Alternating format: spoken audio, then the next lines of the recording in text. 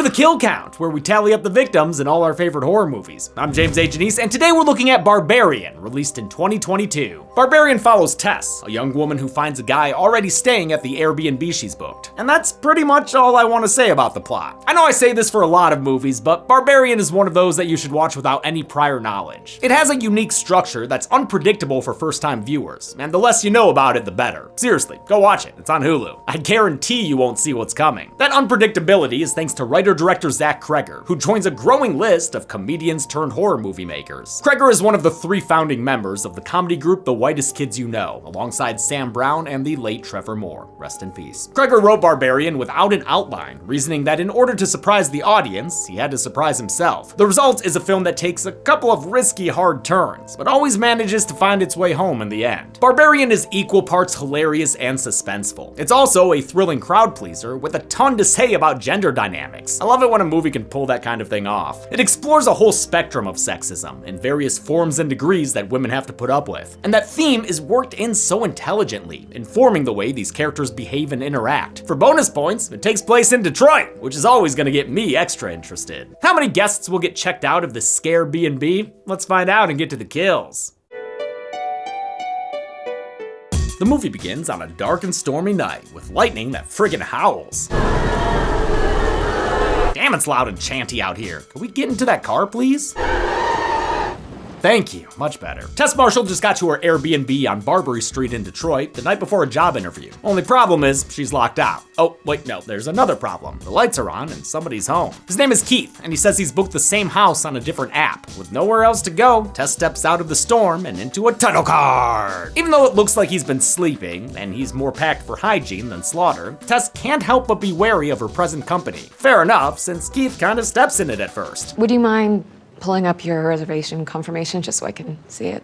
In case I'm some kind of weirdo who's broken in here to sleep? I mean, yes, literally exactly that. Keith is played by Bill Skarsgård, last seen on the Kill Count eating kids' meals in It Chapters 1 and 2. Writer-director Zach Kreger counted on that previous role, and Skarsgård's unique appearance to influence the audience's opinion of Keith. He's attractive and repulsive simultaneously. Meanwhile, Tess is played by English actress Georgina Campbell, who starred in Bird Box Barcelona earlier this year. Did anyone check that thing out? Because y'all wouldn't shut the fuck up about that first one. With a medical convention in town, hotel rooms are scarce, so Keith offers to let Tess spend the night. To put her more at ease, he offers the bedroom, which she can lock. This gentleman won't let a, quote, young lady sleep on the couch. Blame it on my upbringing, but it's not up for discussion. Keith's urbane tendencies also leads him to brewing that young lady some tea, but she's seen get out and opts not to drink the hot brown garbage water. Just like with Fresh from the same year, the horror in Barbarian is rooted in the uncertainty faced by women around male strangers. Kreger was inspired after reading the self-help book, The Gift of Fear. It details subtle things women should look out for, like men touching their property without permission. It was really eye-opening for me because I realized that as a man, I don't have to think about this ever. He set out to write a scenario with as many red flags as possible, giving us an opening sequence that's wonderfully suspenseful. Tess never knows whether or not to trust Keith, since the character's behavior perfectly toes the line between awkward and threatening. I got it. No. Sure? I can. You sure? Yeah. Okay. While Tess is doing laundry, Keith offers up some wine, but makes a point of opening it in front of her. But I didn't want to open it before you got out of the shower because I noticed you didn't drink your tea. And well, I totally get that, by the way. I mean, you don't know me, and this is a fucking really weird situation. I think Keith's a great character, who's probably like a lot of awkward guys trying to navigate modern gender dynamics. Sometimes he tries so hard to not make Tess uncomfortable, it ends up coming off as weird. Tess is wary about the whole situation, and smartly takes as many precautions as possible, like locking every door behind her and making sure this guy is who he says he is. She starts to open up when Keith recognizes the documentary filmmaker she's interviewing with tomorrow. She made a movie about jazz last year called Blue Easy. Oh, I saw that. Turns out the two have common ground, since Keith's the co-founder of a local artist collective looking for new parts of the city to work out of. Maybe these two will be a match on pairing day. With the ice broken, they talk long after the laundry cycle ends. Tess lets her guard down enough to wind herself up. Cabernet party on! They make sure to talk about the movie's themes. The world's different for you. Guys get to blast that way through life, making messes. Girls have to be careful. and make cheeky references to a certain evil clown. Do I look like some kind of monster? Amidst all the talking, they get a little flirty, and even end up fooling around in the sheets. Don't be crass, I meant Keith shows her how to tie a duvet, and or make a scary ghost costume. Ooh! It's a fun night, and while Keith hangs around a bit too long at the end, maybe to see if anything might happen next, he gracefully leaves the room when the opportunity doesn't arise. Okay, well, there's a couch that needs to be... The first 20 minutes of Barbarian are just these two characters meeting and feeling each other out, and it's absolutely awesome thanks to Campbell and Skarsgård, and Kreger's writing of realistic social situations. Keith disappears the next morning, perhaps to return to Hemlock Grove, but he makes sure to leave a note behind to confirm their chemistry. Oh, look at that smile. She's smitten, and that's why you always leave a note. Tess leaves for her interview and gets her first good look at the surrounding neighborhood. It's not good. While Barbarian takes place in the Detroit neighborhood of Brightmoor, this house and the block it resides on was constructed in Sofia, Bulgaria, where most of the movie was filmed. They built 13 house facades in a field that was mostly empty, minus a laboratory that you can actually see in between the houses across the street. I do take a little bit of issue with how the movie is set in Detroit, but mostly filmed overseas. But to be fair, they do use B-roll filmed in Brightmoor itself, so there is some truth to their depiction. This driving footage was captured during the 2 days they shot in Detroit, along with the stuff downtown where Tess goes for her job interview. She crushes the interview, though her rental house location raises a red flag. No, you shouldn't be there. As if to underline the warning, when she gets back, a homeless man charges at her, yelling for her to go on and get. Come out that house! Go away! Come out that house! The cops aren't available to help, which makes Tess so mad she could, shit, damn it, Keith, bad roommate move. Tess finds some TP in the creepy-ass Michigan basement, but gets locked down there by a mischievous door that closes on its own. And she can't call for help either. Aw, Tess, why'd you leave your phone up on the table? You wanted to! Seemingly trapped, she sees something behind that toy duck from Nightmare Before Christmas. It's a rope in the wall, and some tug of war reveals a secret passageway. Wanna check out that void, Tess? Nope. That joke was a little bit stepped on by Jordan Peele's movie that came out earlier the same year. Kreger actually asked Peele if he would have a similar joke in his movie, but Peele assured him that it would all be okay. And then when I watched Nope, there is a very strong Nope moment. And I was like, well, God damn it, dude. But I like our moments. I wouldn't have taken it out anyway, so it's all good. After a while, Tess gets bored enough to Brendan Fraser mummy some light down the passage with a mirror. Behind another door, she discovers a nightmare of a spooky spare bedroom.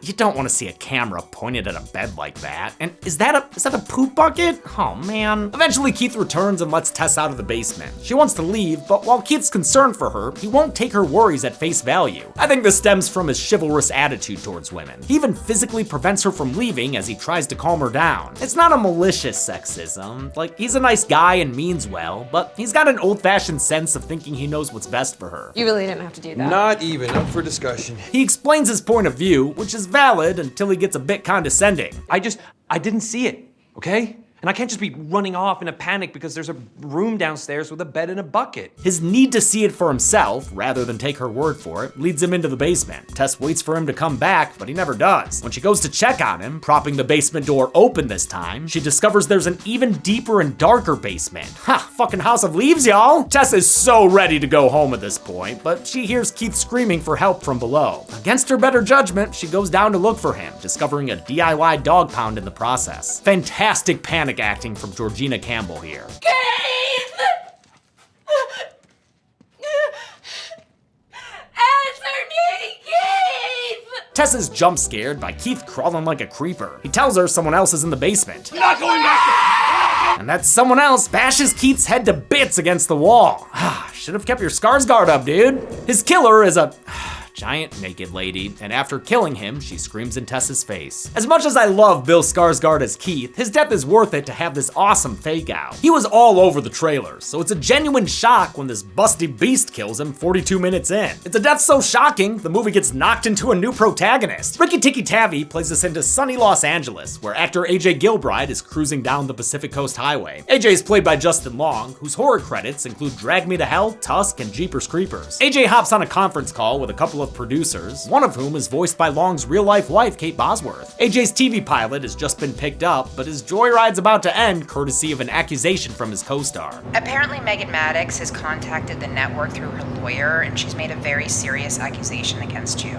She's saying that you raped her. AJ swears it isn't true, but things fall apart for him quickly anyway. The trades publish a story so scathing, even his financial manager drops him. AJ wants to countersue for defamation, but that'll cost some cash. Thankfully, he owns a couple of houses in Detroit. Oh, that's how he's connected. Okay. He books a flight to DT Dub so he can start selling the properties, which of course includes the rental that was double booked by Keith and Tess. Turns out that wasn't nefarious or anything. It was just incompetent management. AJ's not happy when he finds their stuff still there. It's enough for a double what the fuck. The fuck? The fuck, dude? AJ starts to show his ass when he answers a call from his friend with a gay slur. He goes out for drinks with that friend, played by director Zach Kreger in a cameo, and gets tipsy enough to tip his hand and confirm for all of us that he's a guilty sleazebag. We fucked. We did fuck, okay? Right? She just took some convincing is all. It's not left ambiguous either, despite his own feelings towards the situation. Did she say no? I She, mean, like, no, stop? At first, but like, I wasn't like, come here, bitch, I'm gonna rape you. He wakes up the next morning with a Me Too migraine, which he takes out on Tessa's personal belongings. He hears a bump in the basement, so he arms himself with a flashlight and a paring knife. All right, bitch.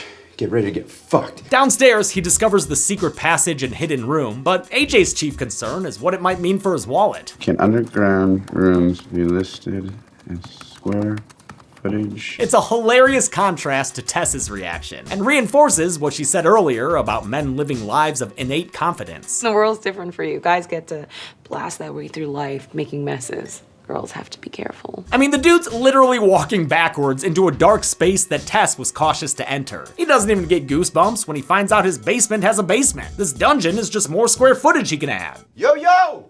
Anyone here? Alvin? Simon? Theodore? After measuring around the human-sized cages, AJ discovers a room with diaper decor and a lo-fi home nursing video. The voice on the video is Sarah Paxton, Zach Kreger's wife and star of Last House on the Left and Return to Halloween Town. Those are two very different movies. We also briefly heard Paxton as Megan, the co-star AJ raped, when he left her an ill-advised drunken voice message earlier. Hi, this is Megan. Please leave a message. All of a sudden, something starts eating up his tape measure like it were fruit by the foot. It makes everything wide-angled, including this GoPro-looking first-person shot, and AJ ends up fleeing down the corridor from a ferocious feral female. She chases him until he trips and falls into an underground prison, where his new cellmate asks him to mind the noise, please.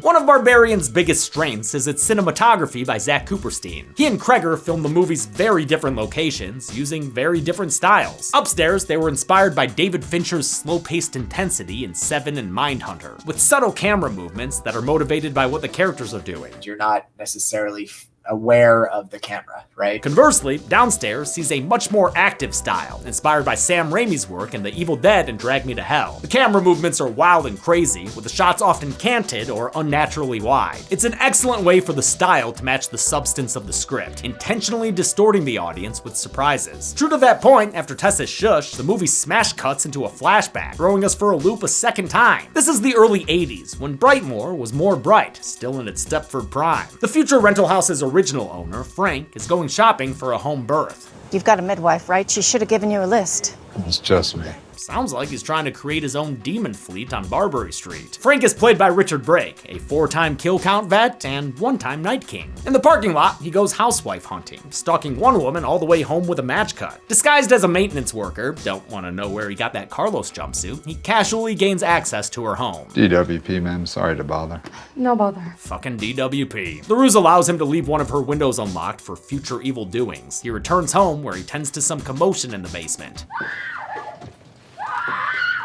I'm sure that's just the house settling. Obviously, Detroit is a big part of this movie, and since I grew up next to the city, I have a certain defensiveness about it. Barbarian joins It Follows and Don't Breathe as great horror movies that take place in or around the city. Yet all three rely on D-Town's decrepit blocks and danger to tell their story. Plus, Don't Breathe and Barbarian were mostly shot elsewhere. Again, I love all three of these movies, and for the most part, I think they handle the city's condition more or less okay. Barbarian wins points for this scene with Frank's neighbor Doug, played by comedian Kurt Braunohler. He says he's leaving. Neighborhood's going to hell, Frank. This would be the tail end of the so-called white flight that really took off after the 1967 Detroit riot. By including this scene, Barbarian is showing how that practice led to these conditions. It emptied out the city and took away its tax base, giving Frank's evil a place to fester. It's at least saying something. But still, I would love a Detroit set horror movie that doesn't only focus on its worst parts. There are plenty of cool and perfectly safe places in the D. Let's start seeing those, come on! Back in the present, Tess tries to catch AJ up on their situation.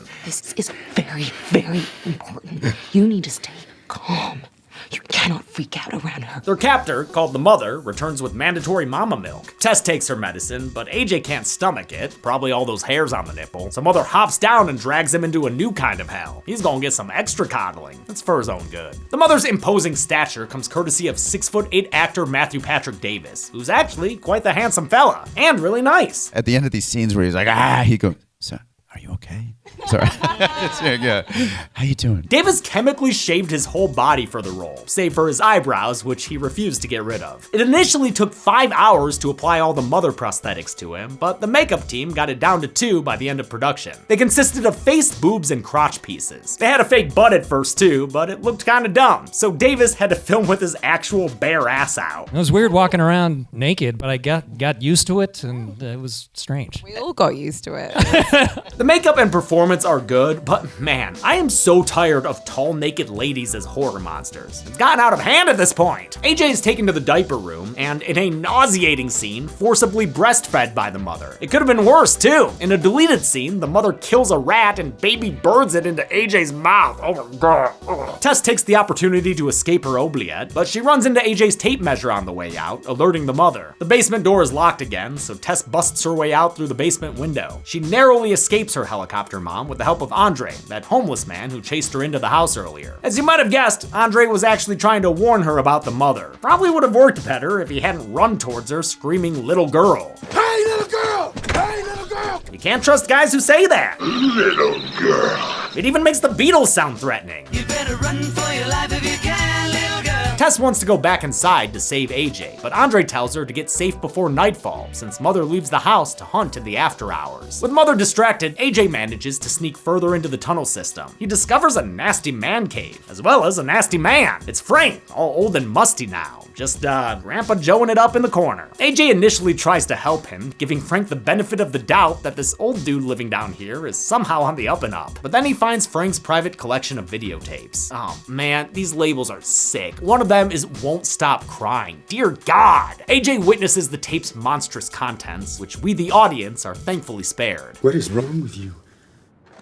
The fuck is wrong with you? Rather than answering, Frank pulls out a gun and avoids any accountability for his actions. Yeah, after that, you might as well arm yourself there, AJ. As we discussed in our podcast episode on this movie, the 3 male characters represent different forms of sexism. Keith, on a high horse of chivalry, is the most well-meaning and least dangerous. AJ sees himself as a good guy, but in actuality is a fratty date rapist. And Frank is the most extreme, a monstrous kidnapper and violent rapist, the exact kind of person Keith and AJ say they aren't. What? Do I look like some kind of monster? I wasn't like, come here, bitch, I'm gonna rape you. But Tess has no idea where each of these guys falls on the spectrum, so she has to play it cautiously. At this point, she probably blames that caution for Keith's death, making her determined to save a guy she doesn't know, who is everything she was worried Keith would be. Tess flags down a couple of horror movie cops, who assume from her appearance that she's on drugs. Ma'am, there's no one in this building, no one's being murdered, and the only crime that I've seen so far is you breaking this window.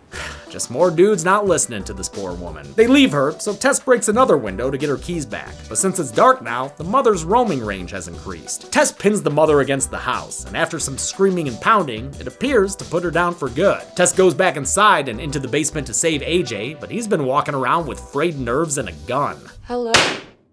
What? Yo! What the fuck, dude? Come on, AJ, have a little trigger discipline. What are you, that kid from Halloween 2018? Go shoot. Ah! Thank God this isn't an awful ending and Tess is still alive. But things ain't great since the Mother's at large again, so the two head out to find Andre in hopes that he can help. Andre brings them to his water tower hideout where he explains that the Mother is a result of Frankie's 80s escapades. He used to bring women down there, and then he started making babies with them, and babies with the babies. And you make a copy of a copy of a copy, and you end up with something like that. Hearing about the worst man imaginable gives AJ the chance to reflect on his own actions. I might be a bad person, or maybe I'm a good person who just did a bad thing. Honestly, his initial assessment here is a necessary first step to making amends. I can't change what I've done. I can just try and fix it. maybe you can teach a guy who was an old dog's new tricks. Kreger originally wanted Zac Efron to play AJ, envisioning the character as a dim-witted beefcake. Efron turned the part down, and Kreger reworked the character for Justin Long, who he thought worked out better since he's usually known for playing nice guys. Justin Long is such a warm and a disarming and a charming, like lovable presence on screen. Right. And I was like, that is so much more engaging to me, to have someone with that sort of palette playing a vile character. That's interesting. Long does a great job adding layers of humanity to this shitty shallot of a man. Andre says they should be safe as long as they stay here until morning. I've been living in this place more than 15 years, and she ain't never came in this motherfucker. Oh shit! The mother jacks him up, then jaxes him up, ripping his arm off and beating him to death with it. Eat your heart out, Goro. AJ immediately abandons Tess, showing he hasn't changed his self-serving ways. The two make it up the water tower, which was actually filmed on a set, and instead of using a digital background, they hung up black fabric and poked holes in it for lights to shine through to simulate a distant city. I thought that was pretty cool. AJ earns his place in the idiocracy by fumbling his firearm. With nowhere left to run, he decides to save his own skin once and for all. I can get away, but you're gonna have to slow her down. This motherfucker would rather live free than die hard and throws Tess off of the tower. Instead of attacking him, the mother Olympic dives off the side after her. AJ retrieves his gun and checks their bodies. Somehow, the mother has wound up beneath Tess, presumably to cushion her fall. But not sure how that would have worked with like science, you know? When AJ sees that Tess is still alive, he makes like an HR department and tries to cover his ass. I didn't even let go. You started to slip. The guy dodges accountability better than he dodges wrenches. The mother's still alive too though, and she don't approve of gaslighting. She grabs him by the throat and makes like Mother Mountain by turning AJ's eyeballs into banana mush. Oh, and then she banana splits his head in half. Fuck yeah! The mother tries to put an end to her baby's day out, but Tessa's in no state for a piggyback ride home. She grabs the gun and has a brief moment of sympathy for her cave-dwelling captor. But she ain't going back to that basement, so she makes like of mice and mother and shoots this Frankensteinbeck. The movie ends with Tess walking through the end credits as the Ronettes' Be My Baby plays. Tess will politely decline. How many people met their end at the hands of a smother mother? Let's find out and get to the numbers. Oh, what are we doing? Is this for tax purposes? Okay. Oop. Hey. Ah!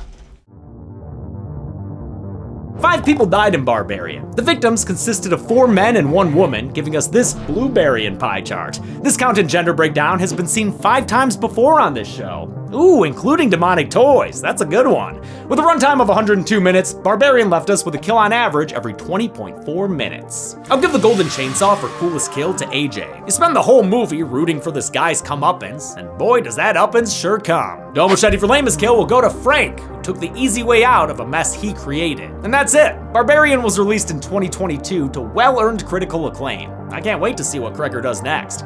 Next week is a big one, because we're covering Saw X, or Saw 10, whatever you want to call it. Until then, I'm James A. Janice. This has been The Kill Count. Thanks a lot for watching this kill count for Barbarian. This was such a fun watch in theaters without any idea of what was going to happen. It's rare to see a movie where you really can't predict what happens next. So major props for making this fresh-feeling, unpredictable horror film. Good job, Zach. I want to thank some patrons like Tracy Iroy, Sarah Hanzelik, Dennis Ramirez, Stacy Thompson, the Reverend Leopard, Slug, or maybe is it the Reverend Leopard Slug? I don't know. Cosmic497, Jericho Edwards, and John Thrasher Thiel. Thanks everyone. Be good people.